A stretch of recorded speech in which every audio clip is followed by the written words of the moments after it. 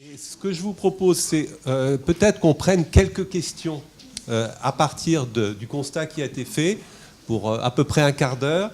Et puis après, on refera un deuxième tour pour que vous puissiez aussi nous donner quelques lueurs d'espoir, c'est-à-dire quels sont les leviers et les recommandations que vous pourriez nous donner avant de conclure. Donc, est-ce qu'il y a quelques personnes qui veulent bien se prêter au jeu des questions-commentaires ? Oui, je suis Olivier Bouchot, je suis chef de service dans un service de maladies infectieuses de l'assistance publique à l'hôpital Avicenne.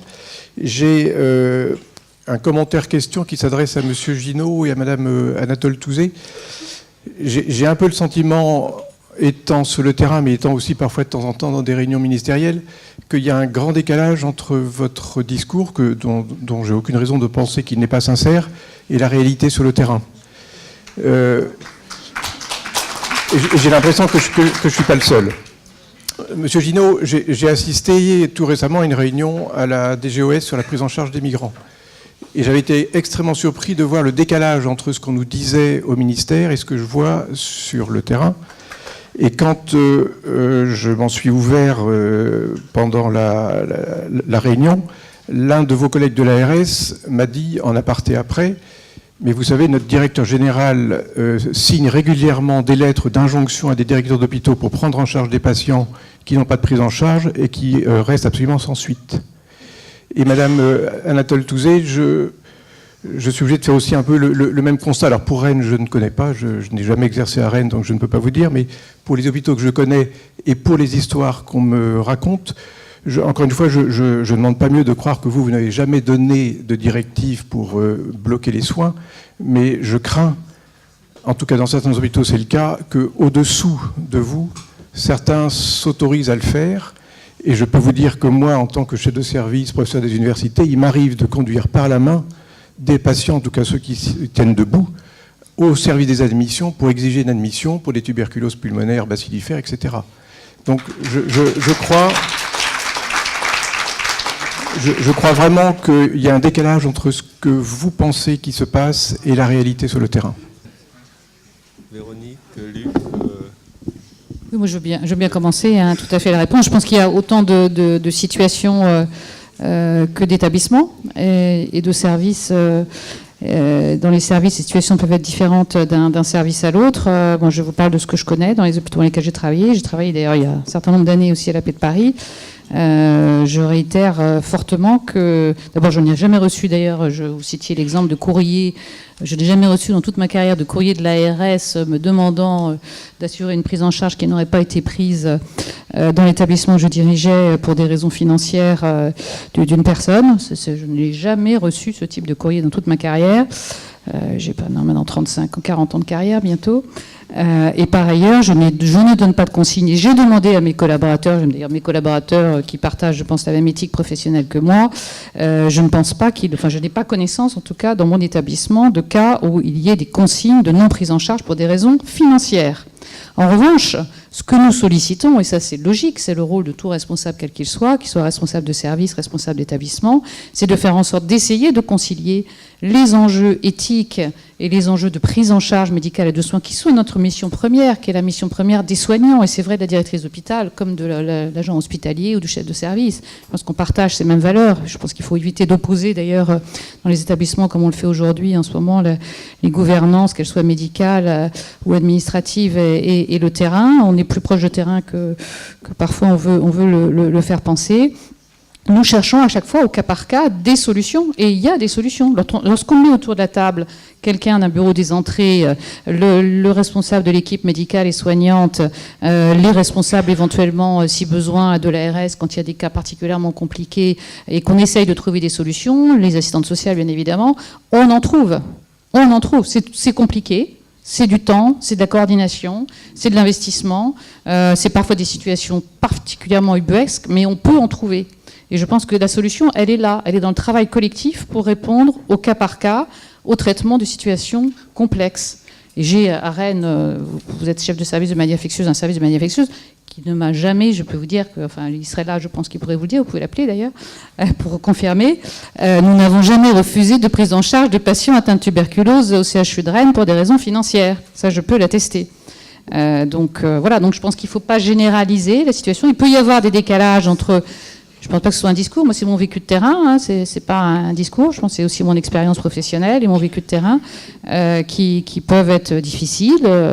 Mais en tout cas, dans mon expérience professionnelle, dans mon établissement, dans celui que je dirige, et je pense que vous pouvez vous en assurer auprès de vos collègues, ce type de situation n'existe pas.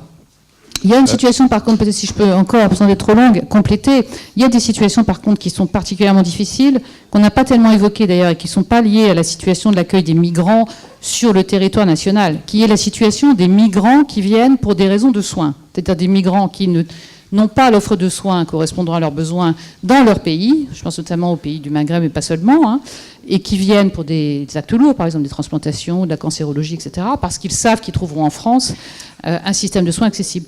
Pour ces patients-là, souvent, nous n'avons pas de possibilité financière de prise en charge. Et ce que nous faisons, c'est que nous nous retournons vers les caisses des pays concernés. Et celles-ci ne répondent pas toujours présents.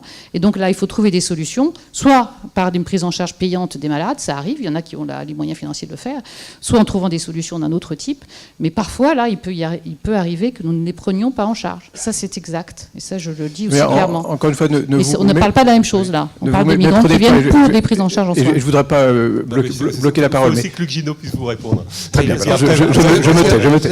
Vous avez dit, voilà, vous avez donné un certain nombre d'informations qui évidemment sont interrogeantes. Je me rappelle bien la conversation que vous avez eue avec mon collaborateur, puisqu'elle était suffisamment intéressante pour qu'il m'en parle peu de temps après. Je ne crois pas qu'il ait employé le terme de lettre combinatoire du directeur général au directeur d'hôpitaux, parce que je crois que c'est pas le sujet. Je ne suis pas tout à fait sûr qu'en plus le directeur des GRS ait le droit de faire une injonction au directeur d'hôpital mais enfin, en tout cas, je crois que la question elle est plus générale. Elle est qu'est-ce qu'une ARS peut faire pour que dans les contraintes du système aujourd'hui, on arrive à éviter les situations de refus de soins. Donc nous, il y a, grosso modo, on a un certain nombre de choses qu'on a mis en place et dont on est particulièrement fiers. Le premier, ceux qui sont des passes, la collègue qui suit les passes est là et pourra, dans les couloirs, vous en reparler. Nous sommes assurés, et ce n'était pas forcément gagné au départ, que l'ensemble des moyens dédiés aux passes arrivent effectivement aux passes. Deuxièmement, que ces moyens soient attribués dans des conditions qui soient proportionnées autant que possible aux activités des passes. C'est-à-dire que nous avons dû... Et dire ça paraît très simple, mais en termes de détermination pour arriver à enlever des moyens aux uns, pour en mettre aux autres, pour que les moyens arrivent là où il y a les besoins, c'est pas aussi évident que ça. On a ensuite amené un certain nombre créer un certain nombre de dispositifs qu'on appelle des passes ambulatoires qui permettent de répondre en ville, en gros, à des besoins de gens qui n'ont aucune couverture sociale ou qui sont en situation de recherche de couverture sociale. Et puis on a mis en place, à la demande des associations, avec la collaboration des associations, on a mis en place un système qui nous permet, et qui a d'ailleurs une productivité aujourd'hui assez faible, il faut bien le dire, de repérer les refus de soins, qui sont des refus de soins pour raisons financières, dans des établissements publics, qu'il s'agisse de centres de santé, de PMI, d'hôpitaux, d'établissements de santé, etc. Et de manière à suivre ce qui se passe. Donc on a, je crois, une détermination, c'est ce que vous a exprimé mon collègue, une détermination très forte de faire tout ce qui est en notre pouvoir à une échelle structurante pour éviter les situations ou réduire les situations de rupture de soins. Après, quand il y a une situation qui est anormale, ça nous arrive, comme à tout le monde. Moi, il m'est arrivé comme médecin d'orienter des patients vers un autre confrère et que le confrère l'envoie bouler. Je considère que ça ne met pas en cause l'ensemble de la profession. Ça met en cause quelque chose qui est, voilà, c'est une histoire de chasse qu'on a tous.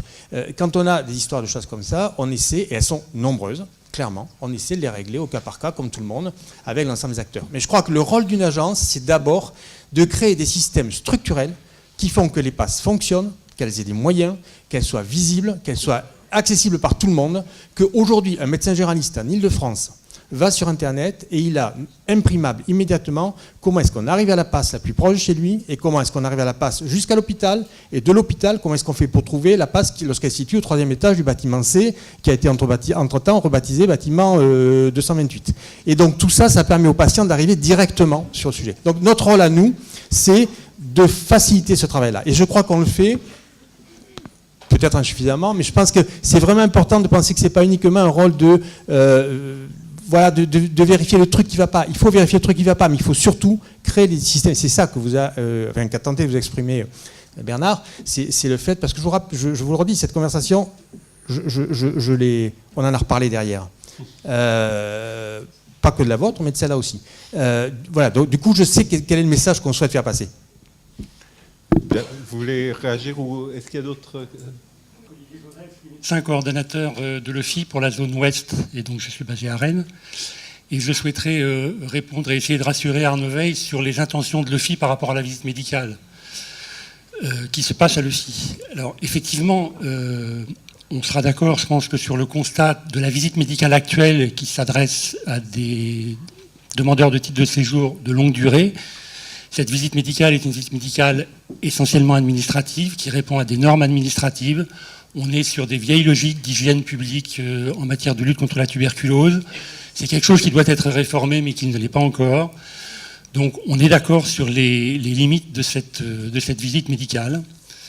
Le deuxième point sur lequel on sera d'accord, c'est que le Haut Comité de Santé Publique a fait un travail il y a maintenant 2 ou 3 ans sur la question de la meilleure organisation du dépistage et de la prévention sur les primo-arrivants, en souhaitant que soit mis en place un système de dépistage dans les 4 premiers mois.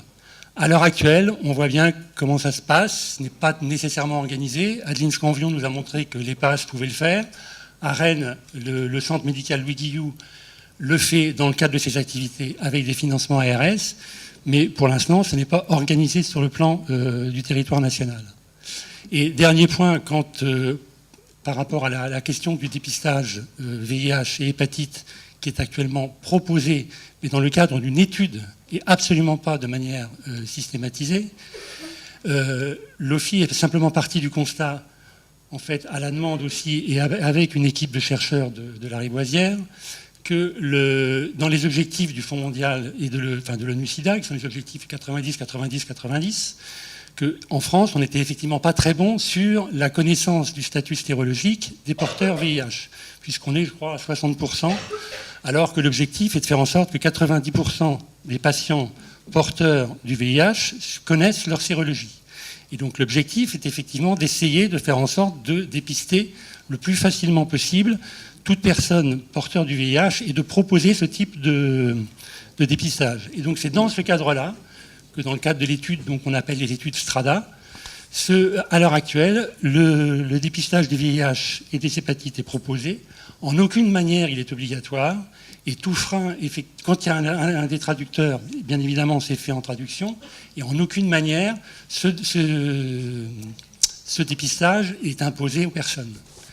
La vraie question qui se posera, c'est comment va-t-on organiser dans l'avenir, puisqu'on a bien vu qu'il y avait une faiblesse dans le dispositif, comment va-t-on organiser de manière plus systématisée le dépistage et la prévention au niveau des primo-arrivants.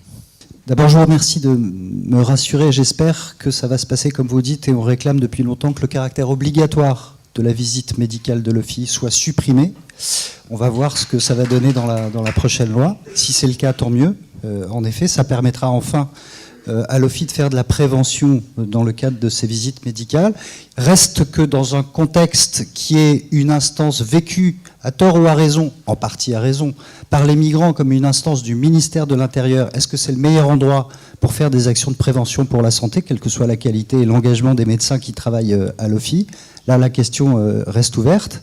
Après, la deuxième partie, vous m'inquiétez plus que vous me rassurez, puisque ce que vous nous dites, c'est que cette étude expérimentale, bien que non seulement suite aux alertes de l'ODSE, mais de la ministre de la Santé et du Conseil national du SIDA, se poursuit. Et le problème, c'est que, en effet, nous savons que dans le protocole, il est proposé un test de VIH, mais comment considérer que quand il est proposé un test de VIH dans une visite médicale qui elle-même est obligatoire, comment considérer qu'il s'agit d'un consentement éclairé ? Alors l'étude en question, elle est menée par une équipe de la Rivoisière, elle a obtenu toutes les autorisations. Il y a eu effectivement un contexte polémique qu'on connaît l'un et l'autre, donc on ne va pas revenir là-dessus, mais à l'heure actuelle, cette étude a toutes les autorisations nécessaires pour être faite. Après, le caractère volontaire des personnes, il est bien évidemment, on a d'ailleurs un taux d'adhésion qui est entre à peu près de 50% des gens. Il n'y a aucun caractère contraint. Qu'il puisse y avoir une difficulté de compréhension, parce que certes, la visite médicale est une visite médicale administrative, on est bien d'accord, mais pour l'instant, c'est dans le cadre d'une étude. Et en aucune façon, ces résultats et ces éléments-là ne sont traduits dans la visite médicale. laquelle, là aussi, je vous rassure sur le caractère de la visite médicale obligatoire, puisque même par rapport à la tuberculose, à ma connaissance, il n'y a jamais eu aucun titre de séjour qui ait été refusé pour tuberculose. Ça permet simplement de faire rentrer les gens dans le système de soins. Encore une fois, l'objectif par rapport à ça, c'est d'essayer, enfin c'est avec l'équipe de chercheurs de la Rivoisière, d'essayer de... En fait, le test est fait pour essayer de tester un auto-questionnaire qui nous permettrait à tous de proposer un système de dépistage via les TROD qui soit plus performant qu'actuellement. Puisque le vrai problème de notre politique en matière de lutte contre le VIH actuellement est un sous-dépistage du VIH et une non-connaissance des gens de leur statut et donc un non-accès aux soins. Et donc, à l'heure actuelle, on est bien, il est pour l'instant, pour nous, c'est très clair, on est dans le cadre d'une étude et absolument pas dans le cadre d'une généralisation, puisqu'encore une fois, cette visite médicale de l'OFI doit être revue. On va prendre une dernière question, puis après on refait un tour et puis il y aura d'autres questions. Comme j'en parlais tout à l'heure, donc j'aimerais poser une question au préfet Régnier. Si pour l'hébergement des femmes enceintes à 8 mois avec une éco-datation, qui nous vient de la DGS des Bouches-du-Rhône en tout cas, où on nous a dit, et c'est la plateforme Asile qui nous a dit que les critères de vulnérabilité, donc c'était que femmes enceintes, 8 mois, éco-datation, ce qui est juste infaisable. Je voulais savoir comment une politique publique pouvait amener à un tel déni d'humanité. Voilà, enfin, si vous aviez connaissance de ça, et voilà, et comment on peut laisser passer ça, comment... Bon, ça va être un peu difficile par rapport à des cas concrets. Moi, ce que j'entends au travers de ce témoignage comme d'autres, puisqu'il y a de nombreux applaudissements, moi, il m'appartient maintenant, ayant une mission interministérielle, moi, je voudrais aussi que vous objectiviez les choses, c'est-à-dire adressez-moi des cas qu'on voit encore une fois, parce que je ne dis pas que votre cas n'existe pas, mais je voudrais à chaque fois faire un examen contradictoire pour voir de quelle manière ces situations ne se reproduisent pas. Enfin, parce qu'en fait, l'objectif, c'est bien celui-là. C'est érigé comme une loi. Et je vous adresserai le mail envoyé à tous les partenaires médicaux, sanitaires et sociaux de la ville de Marseille par la plateforme Asile qui dit maintenant les critères de vulnérabilité sont ça et je peux vous envoyer le mail. Bah écoutez, Oui, c'est quoi votre mail? Ou de votre secrétaire? Non, mais moi, j'ai pas de souci à vous donner mon mail. Je suis fonctionnaire, donc je suis à votre service. Je suis payé par les Français pour travailler pour vous. Hein. On n'est pas dans la salle d'un côté. Il faut arrêter aussi de. Je suis pas représentant d'un monstre froid et voilà. Donc si on ne se fait jamais confiance en rien, on n'avancera jamais. Donc mon mail c'est alain.régnier, c'est simple. Hein. Il n'y a pas besoin de trop compliqué pour trouver comment ça marche dans les ministères. Donc, alain.régnier@intérieur.gouv.fr. D'accord, donc voilà, on le fera, mais c'est pour ça que je vous sollicite et directement, voilà, j'en suis heureuse. Je n'ai pas de... Ceux qui veulent m'écrivent. Alors, si effectivement, toute la salle m'écrit ce soir, je ne pourrai pas répondre ce week-end. Ça, c'est clair. Monsieur. Mais je suis à votre disposition, encore une fois, et je voudrais qu'on arrête aussi de nous opposer. Encore une fois, on est au service des personnes et tous les cas qui dysfonctionnent dans le droit actuel doivent être traités et on doit trouver des réponses. Voilà, merci, donc adressez-moi vos propositions. J'aimerais aussi justement dans ce souci de collaboration et d'enrichissement mutuel, je suis médecin et je voudrais simplement vous dire que la Société française de pédiatrie, la Société française de radiologie a dit que les tests osseux, ça ne sert à rien. Or, tous les jours, des mineurs sont convoqués au commissariat, ont une radio osseuse et en fonction des personnes qui les réalisent et certainement en fonction de leur degré ou pas de connaissance, ils sont reconnus majeurs sur des critères qui sont ni scientifiques, pour le côté humain on verra, mais en tout cas, réellement en tant que médecin, je refuse d'être instrumentalisée ainsi. Si vous pouviez dire au commissariat, à qui que ce soit, que ça ne sert à rien et que non seulement c'est anti-scientifique, c'est faux, mais finalement c'est illégal parce que ce n'est pas reconnu par les médecins. Bon, j'ai pas trop de soucis par rapport à cette question parce que il se trouve que je suis généticien moléculaire d'origine. Et il se trouve aussi que dans le cadre du rapport dont je parlais tout à l'heure, que j'ai remis à Agnès Buzyn avec Christine Lacombe, publiquement, j'ai interpellé Madame Buzyn le 15 mars dernier en lui disant qu'il fallait maintenant cesser de pratiquer des tests osseux. Je l'ai fait publiquement. Je pense qu'il y a des témoins dans la salle qui peuvent confirmer que je l'ai fait. Voilà, j'ai interpellé la ministre en tant qu'aussi professeur de médecine et par rapport à, encore une fois, à la manière dont ce test a été conçu dans les années 30 par rapport au type de population concernée et sa marge d'incertitude qui est de 18 mois, il faut cesser de recourir à ce test osseux. Merci beaucoup. Ce que je vous propose, c'est qu'on passe à la deuxième partie, mais je retiens quand même de façon très forte l'importance du dialogue. Dialogue entre vous et dialogue entre les représentants dans cette table ronde et la salle. Et je pense que c'est aussi comme ça, et le dernier commentaire en est un bel exemple, qu'on fait un peu progresser la capacité à prendre en compte l'ensemble de cette problématique migration et santé.